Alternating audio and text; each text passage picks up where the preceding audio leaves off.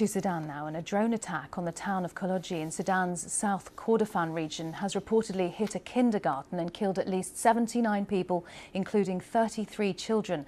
According to the army-aligned foreign ministry, the kindergarten was struck twice with missiles from drones. Civilians, mainly parents of the children, and medics rushed to the school were also attacked. Sudan's been suffering since the civil war started over 2 years ago when a power struggle broke out between the RSF and the army, and has only intensified with over 12 million people displaced. Well, let's speak to Dr. Mohammed Faisal Hassan, spokesperson for the Sudan Doctors Network that has been gathering information on the strike. A very warm welcome to you. What can you tell us about this terrible event? Hi, Karen. Thank you for having me. I mean, this is a continuation of the atrocities that we do see lately. These atrocities mainly committed by the Rapid Support Forces and its allies in the land. Unfortunately, we have seen atrocities in al-Fashir, and now we see horrible atrocities in South Kordofan state. Like specifically, I'm talking about Kologi area, in which they had two consecutive drone strikes into a kindergarten and school area, in which we had a death toll of more than 80 so far.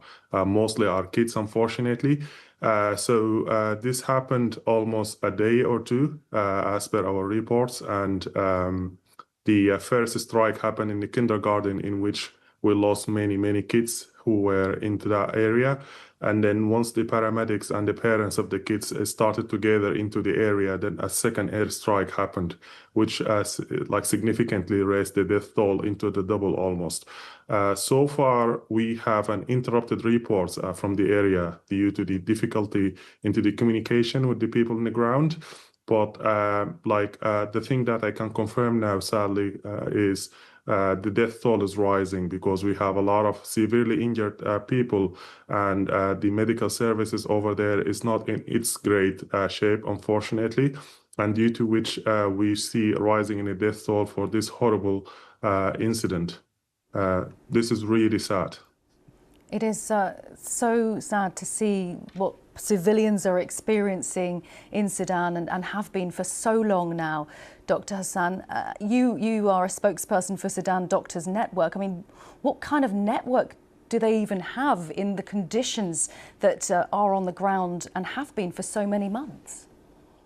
To be honest, in general, what happens in the South Kordofan state, I'm sadly saying that we do see the same pattern of aggression that happened in al-Fashir and North Kordofan, North Darfur state, I mean. The RSF and its ally, the Sudan People Liberation Movement, Al-Hilu division, they're kind of having like a significant siege into the cities of South Kordofan. And, pretty much the same siege that we see in al-Fashir. So people in South Kordofan at the moment, they are not allowing to have any food. There is no medicines. There's none of that happening. They are struggling a lot. Last month, we lost 23 children for severe malnutrition because simply there's no food, there is no medical aid, none of things coming into that. And in between, every now and then, we see this kind of air strikes and drone strikes and heavy artillery shelling into the area where civilians are. So I'm sadly saying that the same pattern that used to happen in North Darfur state, now we're seeing it happening in South Kordofan state. Thank you very much for talking to us, Dr. Mohammed Faisal Hassan of the Sudan Doctors Network.